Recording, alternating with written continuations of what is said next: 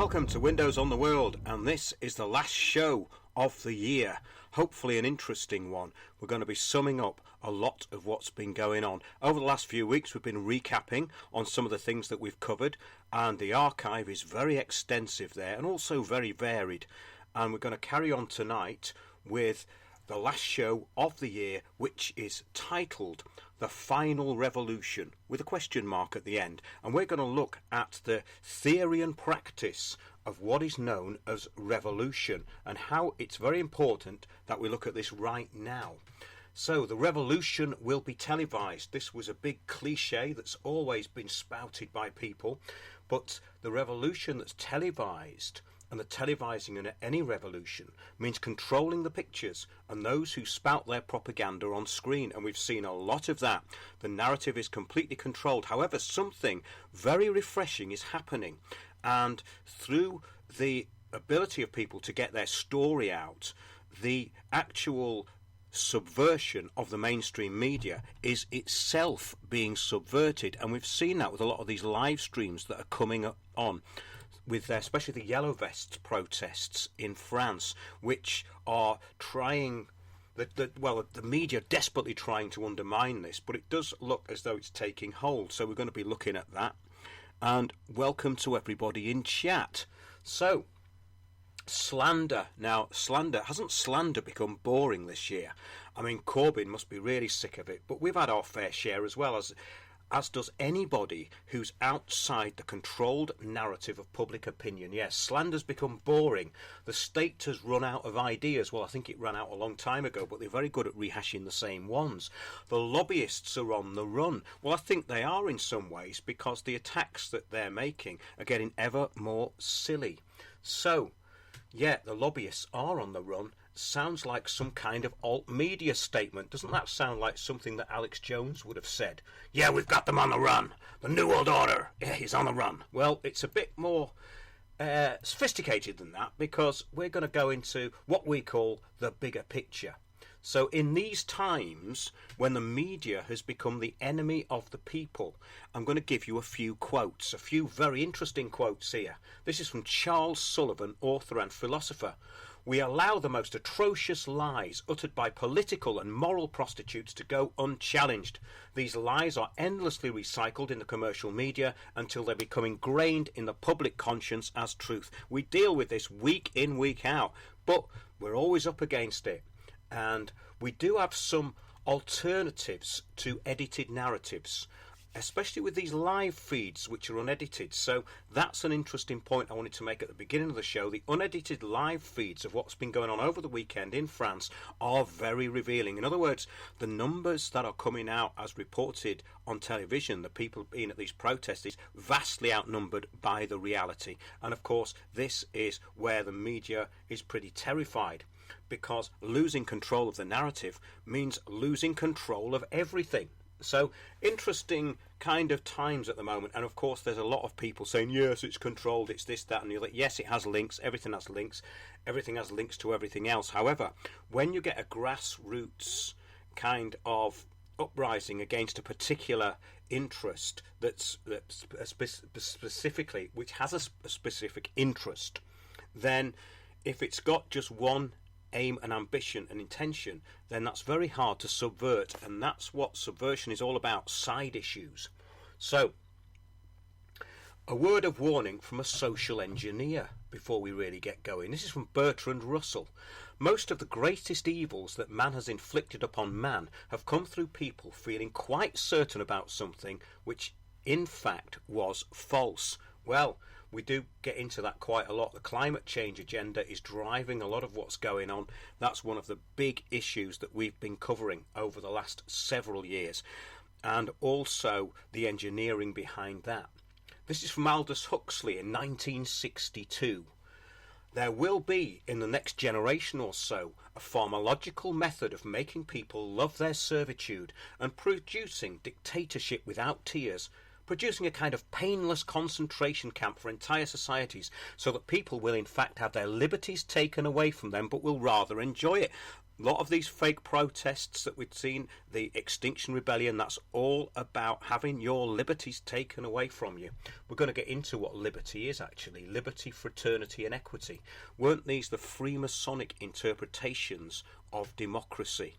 Yeah, that's an interesting one too. This is from Carl Sagan, another quote to get us underway. It's from a book called The Demon Haunted World, Science as a Candle in the Dark. Quote, I have a foreboding of an America in my children's or grandchildren's time when the United States is a service and information economy. Well, isn't that the truth? When nearly all the manufacturing industries have slipped away to other countries, when awesome technological powers are in the hands of a very few, and no one representing the public interest can even grasp the issues, when the people have lost the ability to set their own agendas or knowledgeably question those in authority, when clutching our crystals and nervously consulting our horoscopes, our critical faculties in decline, unable to distinguish between what feels good and what's true. Now that's a brilliant statement. Now, distinguishing between what feels good and what's true.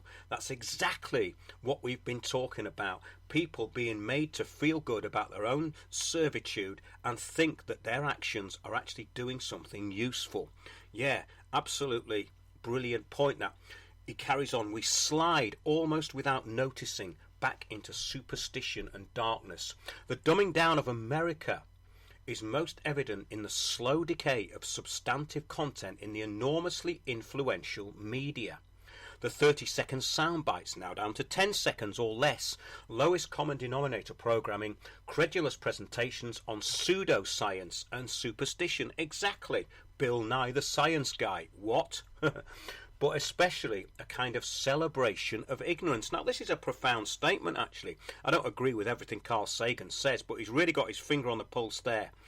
The kind of willful celebration, this willful ignorance, a celebration of being willfully ignorant, that is so true in the kind of culture of what they call millennials and these people that are referred to as hipsters, this strange new breed of non-people.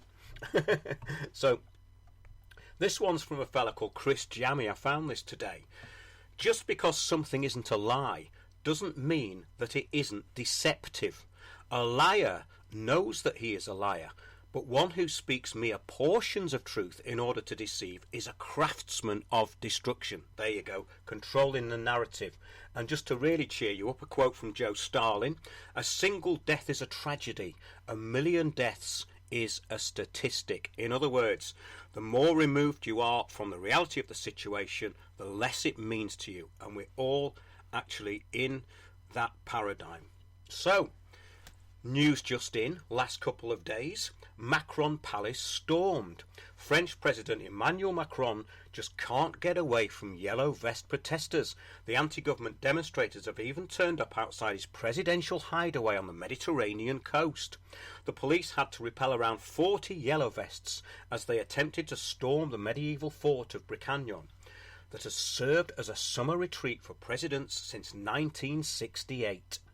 The mayor of nearby Brom-les-Mimosas, Francois Arizzi, told the French news agency that the protesters attempted the daring raid on Thursday and indicated that they will repeat it Friday. He quoted, "It's madness for people who want more democracy. They should start by respecting other people's property." I think this guy's completely missed the point of the whole thing, hasn't he, really? Because the whole thing is about taking back your rights and defending your property. Your property is your rights. Do not infringe our rights. Do not infringe our property.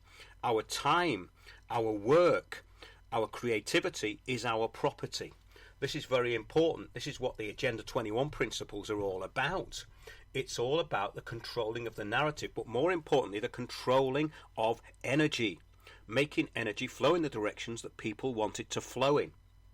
So, it says here, it's not known whether the president is actually in the residence In theory, it is unoccupied, but the presidency has refused to disclose where Macron and his wife Brigitte the handler, are spending Christmas. Reports in French media claim Macron cancelled a planned skiing trip in the Pyrenees, not far from where his grandmother lived while he was growing up. Well, this is great news, really, because we've got them on the run. The globalists are on the run. Well, in actual fact, maybe they are. That's the interesting thing about this. When a puppet like him has been found out so quickly and backed by such big influential interests such as N.M. Rothschild and, of course, the World Bank, then this is, as we say on Windows on the World, interesting times. So, great to see everybody in chat. I'm going to carry on here because we've got a special guest later in the show, Frances Leader, who has her finger on the pulse of all things revolutionary. And we're going to be speaking to Frances a bit later on. But we're talking about slander and libel. We've had loads of that over the past couple of years and basically come out smiling. And the limited tactics are getting ridiculous. I was actually contacted today by someone who has been in touch with our shows for quite some time, and we do some work with a group, or have done with some work with a group called Speaking Out Against Psychiatry, and we had an ad hominem attack which was aimed at us but also aimed at the group who have been using some of our material. And this idiot has said it's called at Bedlam or something. Hang on, I'll find it in a minute. That it's not important anyway. Don't want to give him any publicity.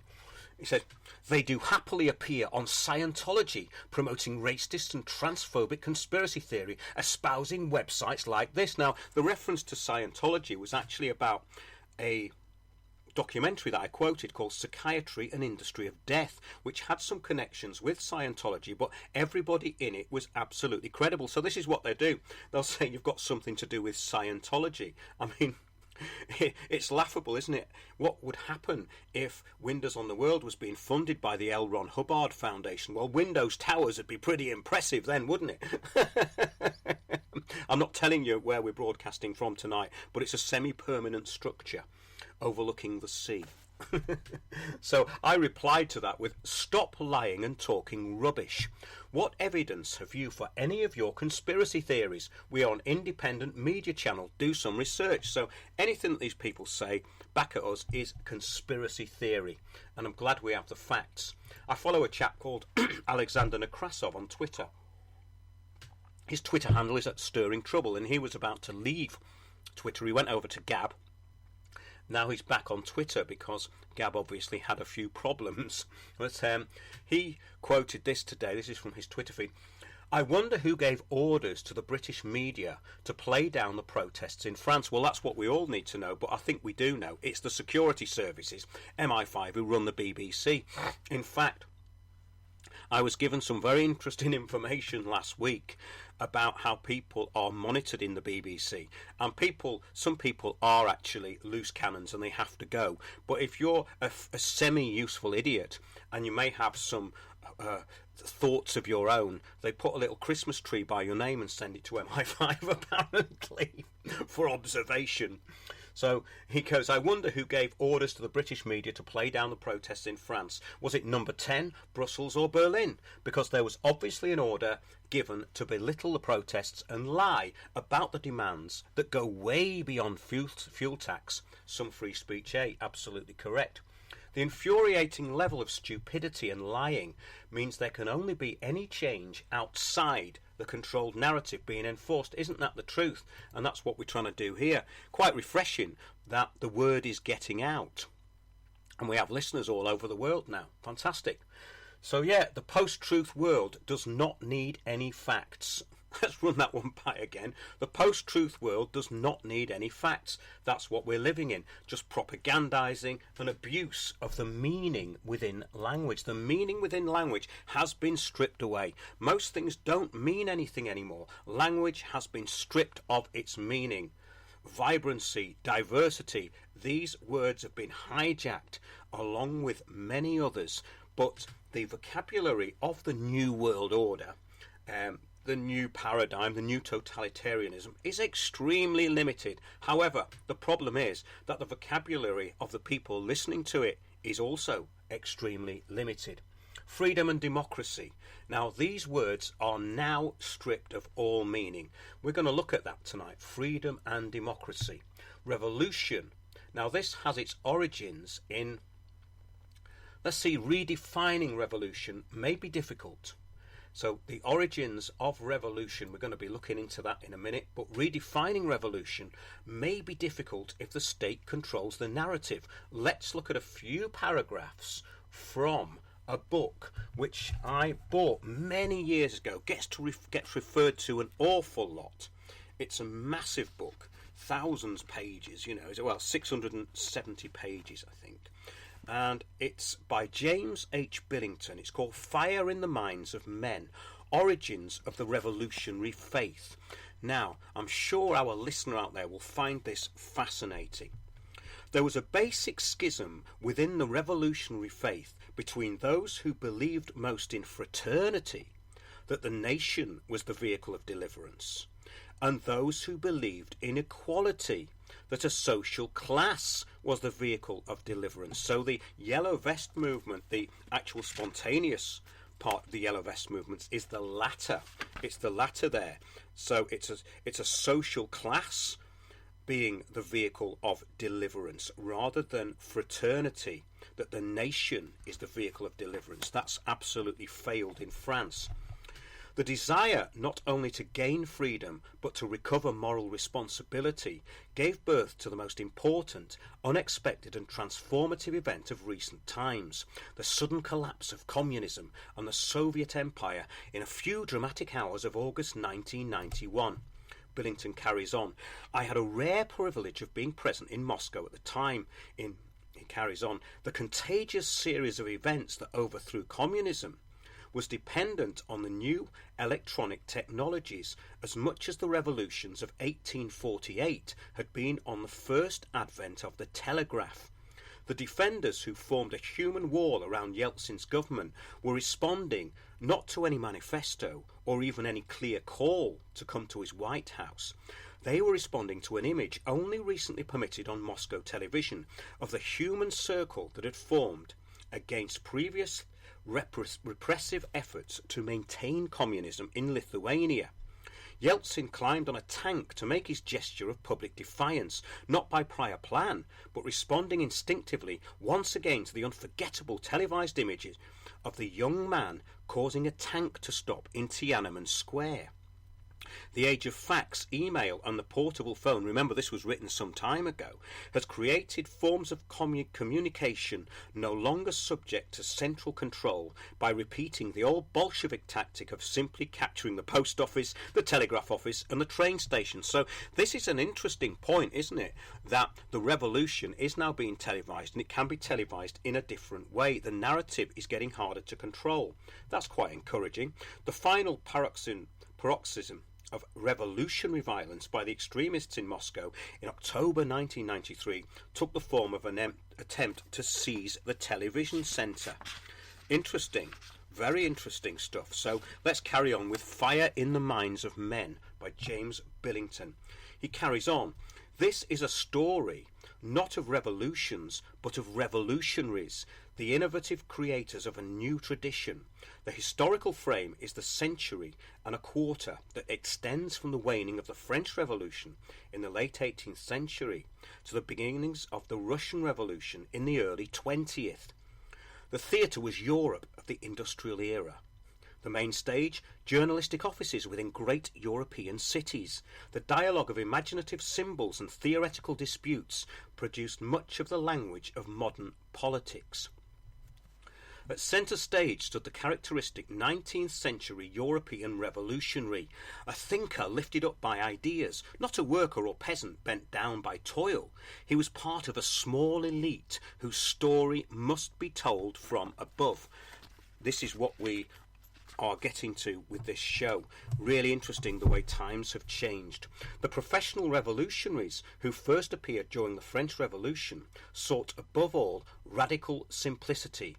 Their deepest conflicts revolved around the simple words of their key slogan: liberty, equity and fraternity. Now this is absolute Freemasonry. Liberty, equity and fraternity. were the terms used to basically create the new totalitarian society.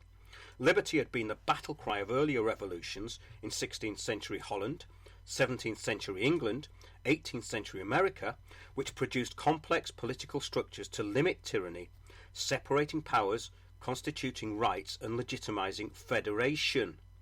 The last bit's quite important, isn't it? The French Revolution also initially invoked similar ideas, but the new and more collectivist ideals of fraternity and equality soon arose to rival the older concept of liberty. The words nationalism and communism were first invented in the 1790s to define the simpler, more sublime, seemingly less selfish ideals of fraternity and equality respectively. The basic struggle that consequently emerged among committed revolutionaries was between advocates of national revolution for a new type of fraternity and those of social revolution for a new type of equality. Rival social revolutionaries began to challenge the romantic nationalists after the revolution of 1830. The word intelligentsia and the thirst for ideology migrated east from Poland to Russia, and from a national to a social revolutionary cause through the Russian student radicals of the 1860s, who developed a new ascetic type of terrorism.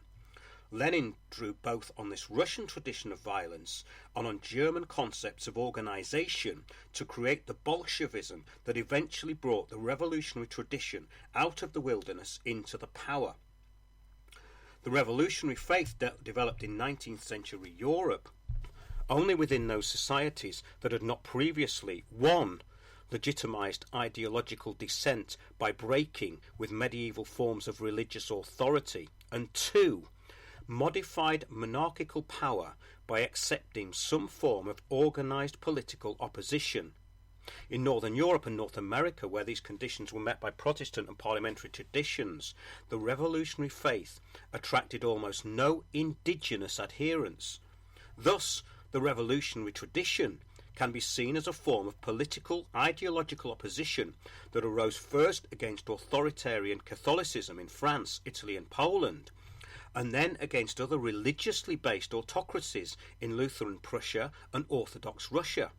The most dedicated and professional social revolutionaries, from Marekel through Blanquy, Marx and Bakunin to Lenin, came from such societies and tended to become that rarest of all forms of true believer, a militant atheist. We're talking here about the old-fashioned left.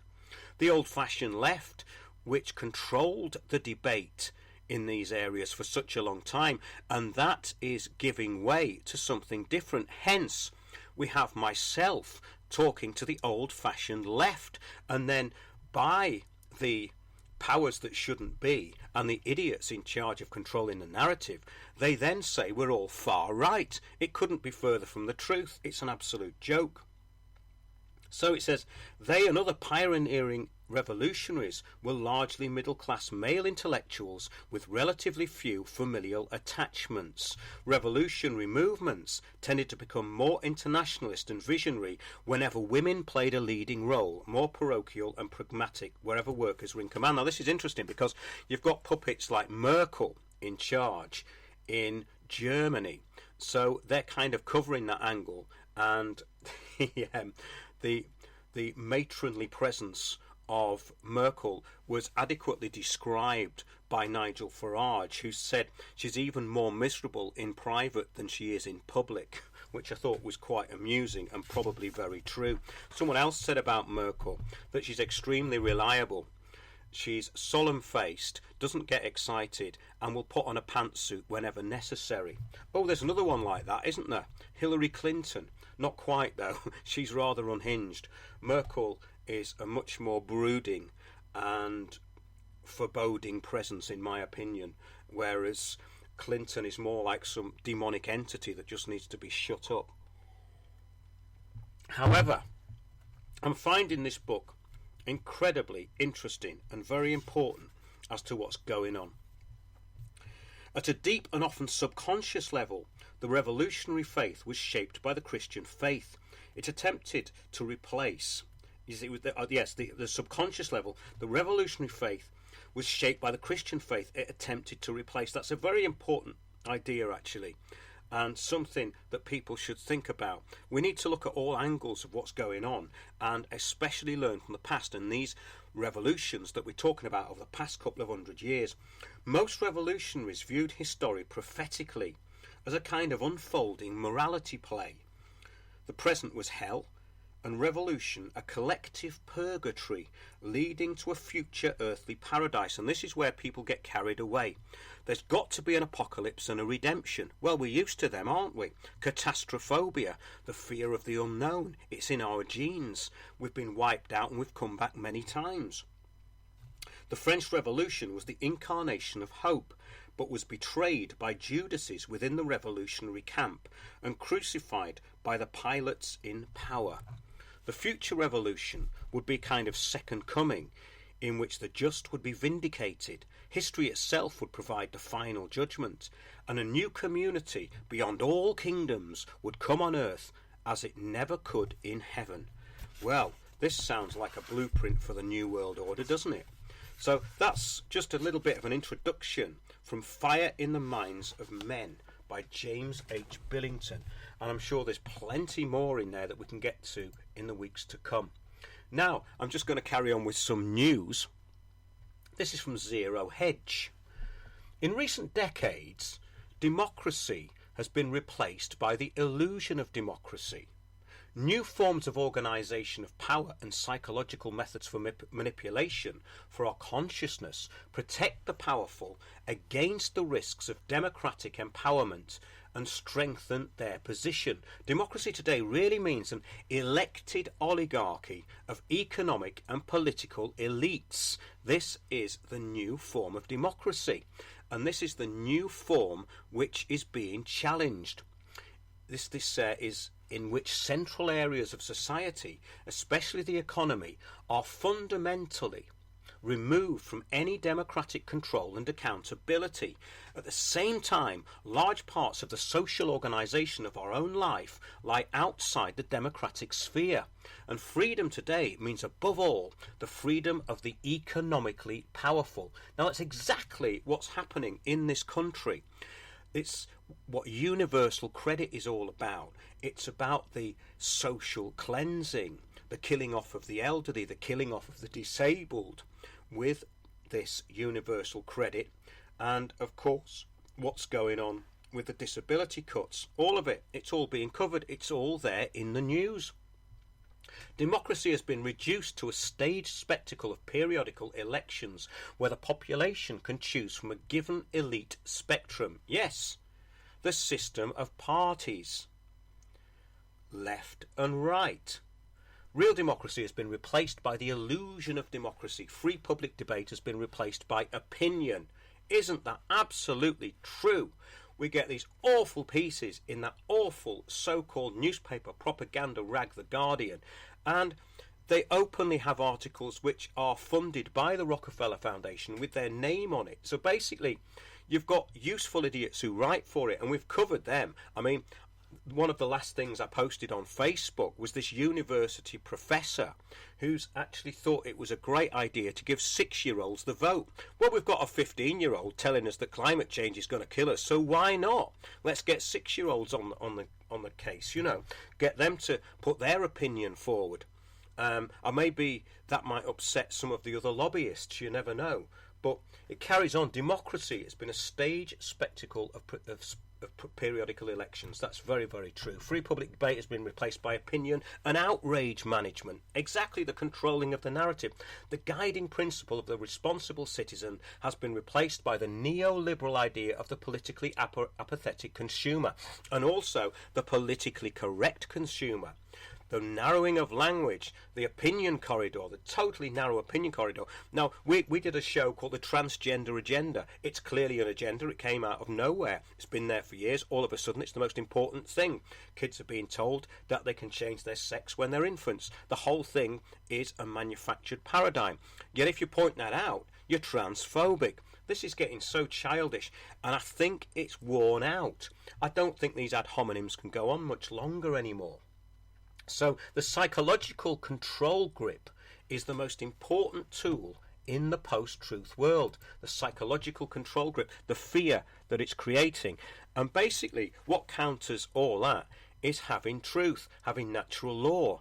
I was talking about that to somebody earlier on. Got some very good ideas on it, and we'll probably debate that in weeks to come, because the most important thing is the natural law, the actual way reality is, not the fake reality we're given by the priest class and its administrators. They have the truth and we have the lie split into two lies. Yeah, left and right, Republican, Democrat, doesn't really matter. And this is another point which that book brings up. It brings up that the new idea of Republican Democrat is merely an updated version of what's happened time and time again before. We've heard from these Soviet defectors. I've studied a lot of this stuff because it's so important, from Yuri Bezmenov to a lot of the people who were ex-KGB, and you can see stuff on YouTube where they outline exactly how it happened. General Konstantin Petrov, for example, some of his quotes are absolutely amazing, in that he realized that the globalists need anti-globalists. So what do? They create the Soros-backed groups, they create all these fake groups, and of course Extinction Rebellion. I've just been told that our show is not really welcome on Pacifica anymore. Well, I didn't want to put it on there in the first place. I have nothing in common with Amy Goodman and Democracy Now! And these vile, disgusting subversives who parade around hiding behind identity politics and immigration and ethnic minorities, when in fact they're basically into their own agenda, which is racial superiority, but we're not even allowed to talk about it. And this is something that keeps coming up. I was trying to actually update and get rid of some negative information that had been put on Wikipedia about one of the subversives that took over my friend's charity. I found myself blocked from it. They actually told me that I was pissing all over the page, peeing all over the page, swearing at me. I've got lots more on this to come, and of course Wikipedia pages are changed back in real time, so everybody should boycott Wikipedia. I've got a good show on this coming up actually, and we've got loads of evidence on different examples of this. I think there's a website called Wikiocracy, and it goes into all of the controlling of the narrative. And I was told just before the show, on very good authority, as these, I like it when these sort of UFO people go, well, I have it on very good authority, but they don't tell you who it was. But I do have it on quite good authority that the administrators, a lot of them are Israeli students. That would make absolute sense as to the confidence and the arrogance and the agenda that these people have in shutting down anything which might criticise their gravy train. Okay, so this is now becoming obvious with the branding of everything outside the state media opinion corridor as far right, or other simplistic and meaningless terms that we just covered. There's no meaning in right or left, and the post-truth revolutionary spirit is now only available as soundbite rhetoric controlled by psychological programming. The recent uprisings were not about revolution, but the results of implementing too much too soon in the global poverty for all program that they're rolling out everywhere. Trained puppets working on behalf of banks is not the cleverest way to govern, and they're just finding this out. That you can't groom people from an early age, put them up there and expect them to be liked by the population, especially when they're barefaced, lying puppets. And that's an encouraging thing. So trained puppets work on behalf of banks. It's just not the cleverest way to govern. And there has to be an apparent air of democracy, and that vanished soon after Macron came to power on behalf of the global corporates. So the truth is that national sovereignty is not rabid nationalism or any other stupid ad hominem attached to the people who are heretical enough to use it. Heresy comes from the Greek, meaning one who is able to choose. Quite a useful term to be used these days. Be a heretic. Heresy is having your own mind and staying outside the controlled narrative. Yeah, the totalitarian superstate needs to control accepted language and bend public opinion into its endgame. So this new linguistic subversion technique is evident in the shutting down of all dissent through diversity, political correctness, which creates, of course, what we all live in. These vibrant communities that are like open concentration camps. They're going to be eye scanners, gyms, mini Tesco's. They're building them everywhere. And a lot of the people I talk to who are slightly outside the stuff that we do on the show think that certain elements of this are a good idea, but they also get the idea of what it's about. So you've also got people who've bought into the sustainable development idea, but they really want real sustainability. So those are the people who are actually going to do something useful with it. The thing is then keeping the state out, and this is going to be the challenge, because obviously we're talking about a control grid here, the controlling of the narrative of everything. Yeah, the totalitarian superstate needs to control accepted language and bend public opinion into its endgame. Very important point out. This new linguistic subversion technique is evident in the shutting down of all dissent through diversity and political correctness, which creates these vibrant communities, the loss of meaning in language, and the lack of facts put forward in debate or by the peddlers of PR that infest all forms of media. So, translated as a monoculture, really, of emptiness. A new fourth world that we talked about through fear, misdirection and totalitarian barefaced lies.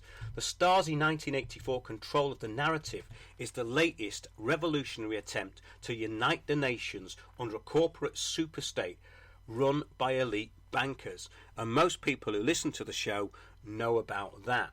But most of the people who don't listen to the show are actually finding out about that. Nation states must today be prepared to give up their sovereignty.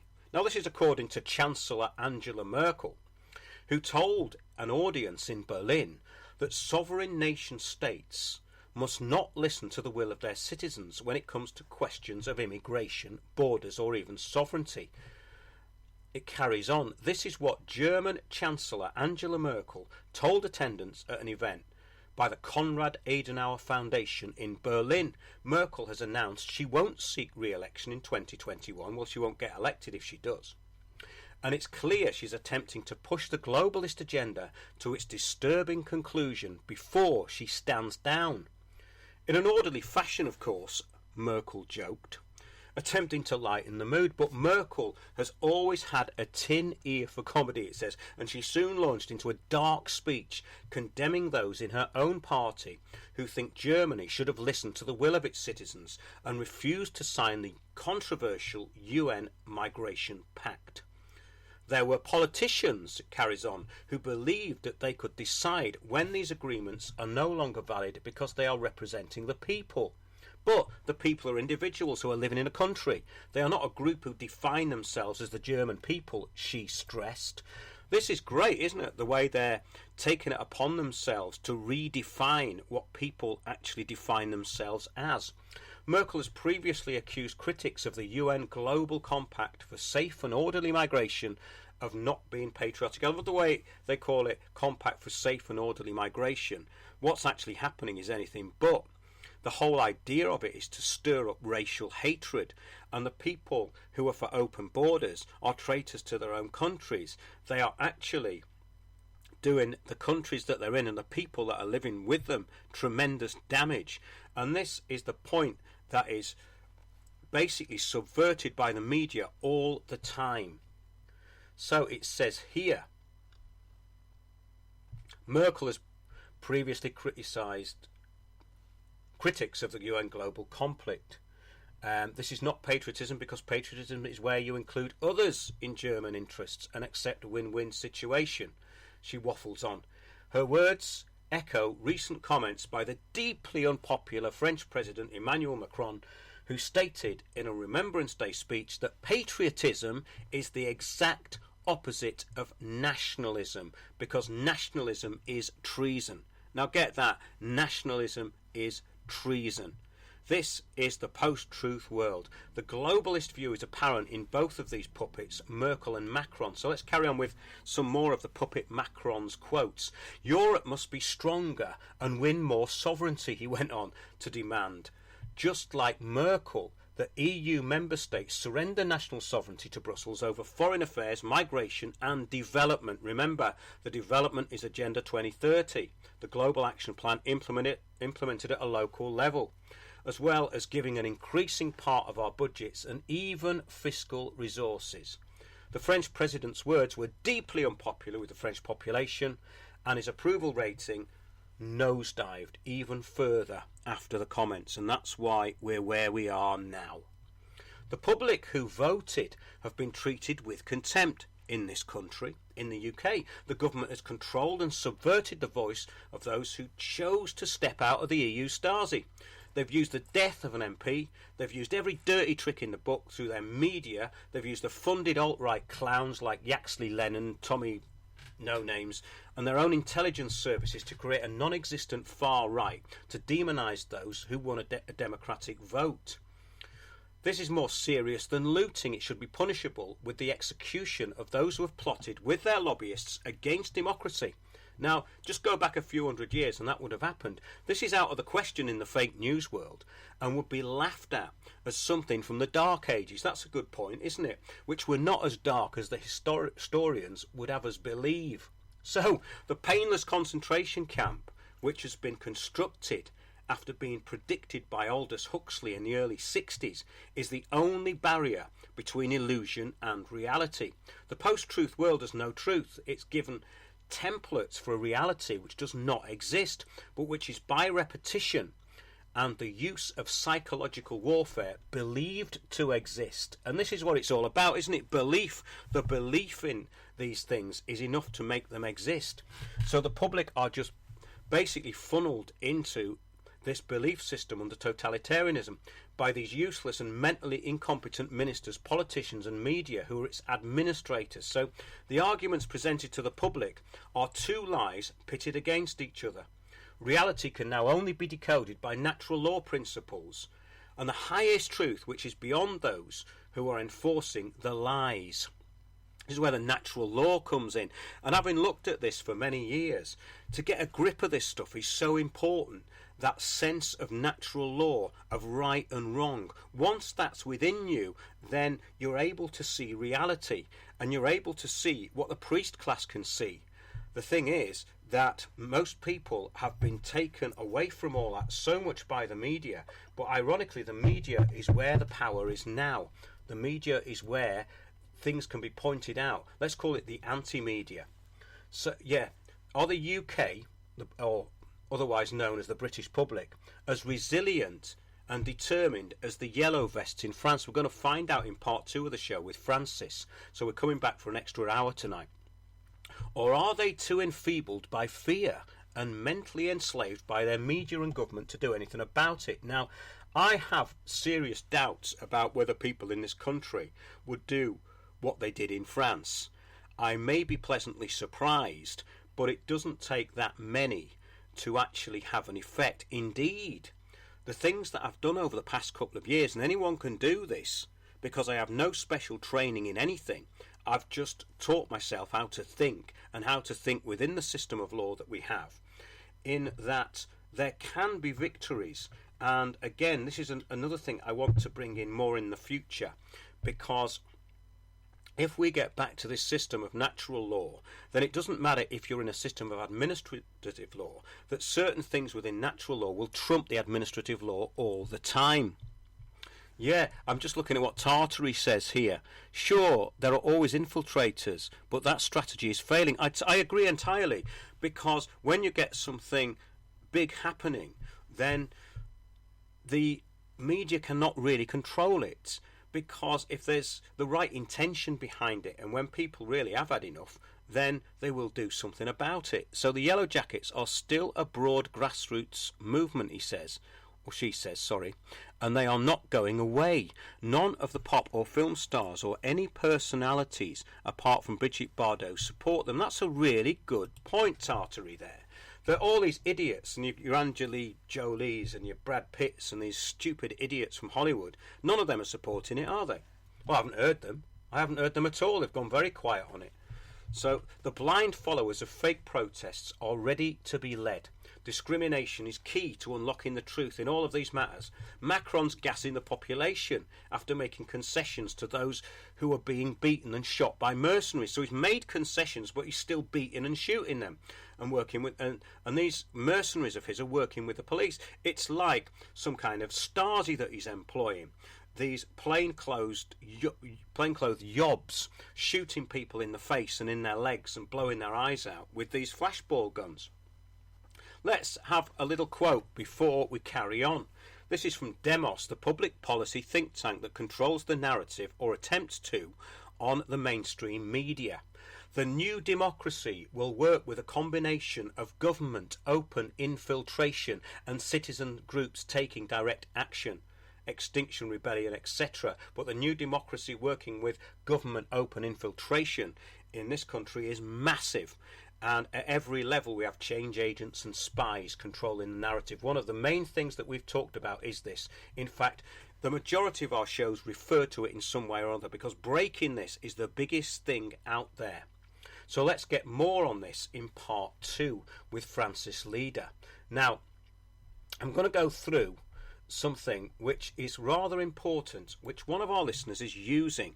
And this is basically a template which you can use yourself, but don't copy it, just rephrase it, make your own one up.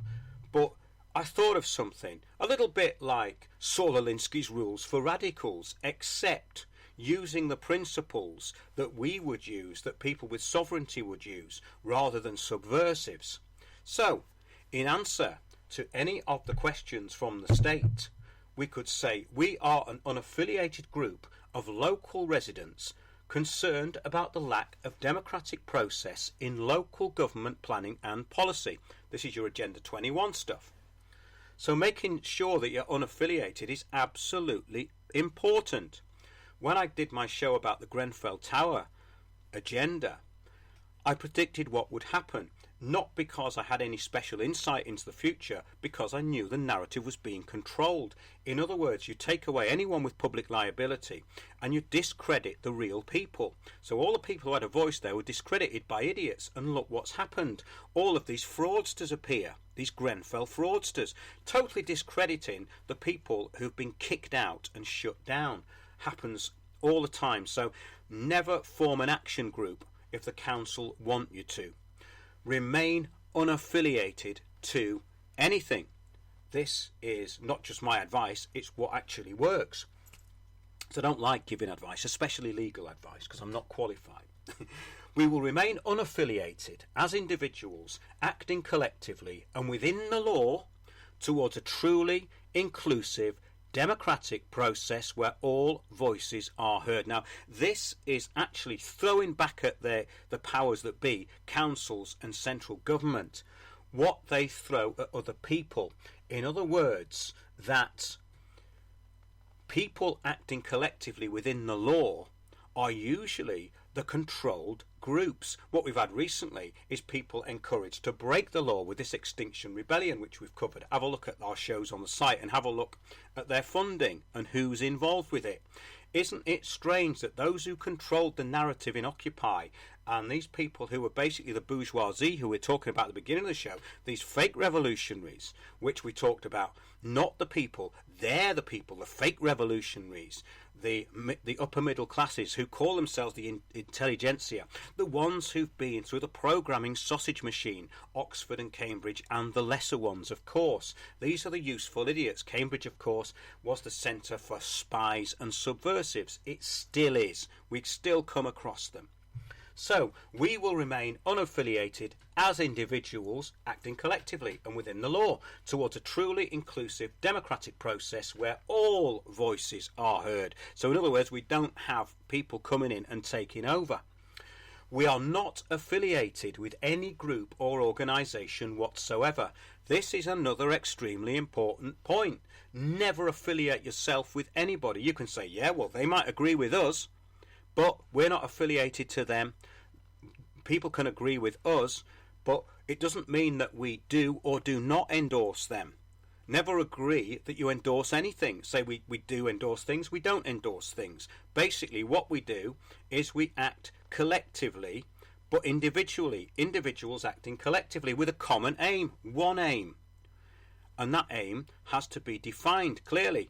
And then the group cannot be subverted, because the subversion always comes in with a separate aim, something that's off topic. It's like trolling, isn't it? What they call trolling. In other words, they use ad hominems and things that have nothing to do with what you've said to actually undermine what you have said. So we are not affiliated with any group or organisation whatsoever. This does not mean that we do or do not endorse other groups. Exactly. We do not agree with arriving at a consensus. Oh, the C word. Consensus is one of the most vile words on the planet, because it's been taken over and is now being defined as the controlling of the narrative is consensus. It all looks like we've agreed. This is why council meetings are run with what's called Delphi technique. You know that Delphi technique invented by the Rand Corporation to control the narrative of public opinion. Basically, actually, this is interesting. Eric von Essex has said, many believe the French election was rigged. Penn actually won it. I would agree with that. I would agree with that. In actual fact, what they're going to say about all this is there's going to be a rise of the far right. Well, it's not actually. It's the non-intelligentsia, the non-Illuminati, a grassroots thing that's going to be co-opted. So that's the point. So we do not agree with arriving at a consensus through being steered into predetermined outcomes by trained facilitators, either working for the council or public-private partnerships. We deem this to be against the public interest and an affront to democracy. Well, they can't argue with that, because they're saying they are a democracy, and they're saying that you're being given a voice. Well, we know we're not, but that nips that one in the bud. Words are the most powerful weapon. In actual fact, what's happened is the dumbing down of vocabulary has stopped people using words correctly. Words have power. The people who use the words against us are using them as a form of black magic, ad hominem attacks. You're a racist, you're a neo-Nazi, you're an anti-Semite. These are just black magic spells that they're trying to cast and make stick. And if they can't stick, then they have no effect, which means they're not magic anymore. When magic loses its power, it's not magic. This is a good point. When ritual magic, ritual sacrifice loses its power, it's just a murder. That's a really important point, isn't it? Think of that. The belief in sacrifice to the gods or an entity or whatever, or an intention. In other words, if the magic is stripped away from it, then it's just a murder. So that's kind of an interesting, not really off topic, but slight diversion there. So we're going to come back in part 2 with Francis Leader and talk about this, because I've had some very encouraging people writing to me, and it does seem like Windows on the World and all the other people who are doing good stuff is actually having an impact. So I think that's probably about it for this show. I'm just looking through a lot of the chat now. Yes. Eric von Essex again, he always comes up with good stuff. I went to the local planning meeting. It was better than the Muppet Show. Well, I can't see how, because the puppets in the council aren't even funny, are they? They're just so dreary. It's like, well, it'd be the Muppet Show equivalent of a dish mop. So these council meetings, you've got 5 dirty old mops there, dirty worn out old mops without faces. That's how I see these people. I don't see them as actually having any personalities like the Muppet Show. But slightly different, yeah, exactly. This is an interesting one to finish off with. This actually sums up the post-truth world perfectly. It's from a website called newknowledge.com. It's about the problems and solutions of corporations. It says, protecting brands from social media disinformation attacks. New Knowledge is a cybersecurity company specialising in disinformation defence for highly visible brands under attack by coordinated disinformation campaigns. Through machine learning and AI, we detect threats and provide brand manipulation protection before damage is done. Now, this is interesting because I've covered this stuff quite a lot, and once we get into the Internet of Things, this is going to be even more important to control the narrative. But spontaneity cannot be messed around with. When we're talking about false narratives, we're talking about the controlling of the narrative, we're talking about data mapping and basically algorithms and that sort of stuff. So it says it carries on here anyway. Quite interesting all this. Disinformation is a cyber security issue. False narratives jeopardize your brand reputation. Brand reputation manipulation can happen in an instant. Well, we know that, don't we? A social listening tool can let you know that your brand name has received hundreds of new mentions in the last few minutes, but it can't tell you if the campaign is orchestrated or authentic. Now, wouldn't it be great to turn this back on the fake media, like the BBC? It carries on, or where the narrative originated. Brands are risking their reputation and losing millions of dollars in revenue due to social media disinformation campaigns and manufactured public outrage. Manufactured public outrage. Whether it's fake accounts spreading rumours, social media manipulation, or coordinated groups leaving fake reviews, disinformation hurts your reputation. So isn't this interesting that the corporate world have the same problem as all forms of media and everyone who's trying to actually survive in the post-truth world and the cyber world that we're forced to participate in? So we're going to be back in part 2 with Francis Leader, and I'm just going to give you a little word from one of our sponsors, or somebody who has words of wisdom and has been interviewed on Windows on the World previously. If you realise how deep the rabbit hole goes, I mean, the people coming out now, even in the entertainment business, saying, I sold my soul to the devil so I could be famous. You go, Jesus, yeah. And you look at people and you think, how did he get famous? He's crap. You know? And then you think, oh, he must have sold his soul to the devil. Oh, here's Wayne again. He's going to give us all that New World Order crap. And you think, oh, well, why am I wasting my time even mentioning it? You know, it's only in conversation. And they'd rather talk about football. And, you know, you think, oh, what a waste of space. You know, and it's, oh, Manchester United did this, and you think, what a load of crap, who cares? You know, who cares about Manchester United and Manchester City? And then you look, you think, this is it, they're just programmed.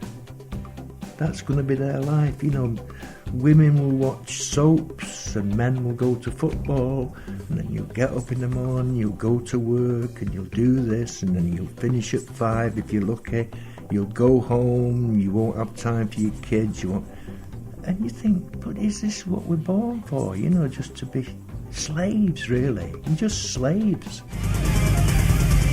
Join me, Mark Windows, for Windows on the World live every Sunday 9 to 11 p.m. GMT. Check out our archive and programme stream at windowsontheworld.net.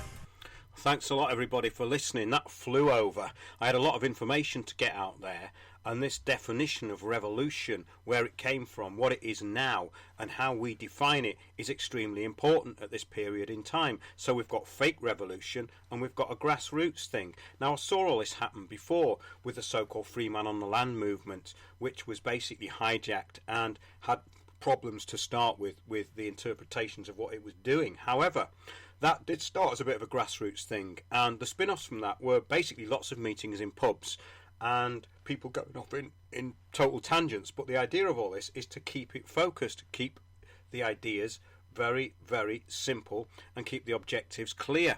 So I'm going to sign off now, and I'm going to be back in 15 minutes. This is part 1 of 2 shows. You can find them on YouTube and all the rest of the social media places. We're even on SoundCloud now. But go to windowsontheworld.net, and if you can help us, please donate, because I'm travelling around all over the place trying to bring information to you, and it's great if we can pay the internet bill. So Thanks very much, everybody. I'll see you in part 2. Stay online. We'll be back at approximately 10:15.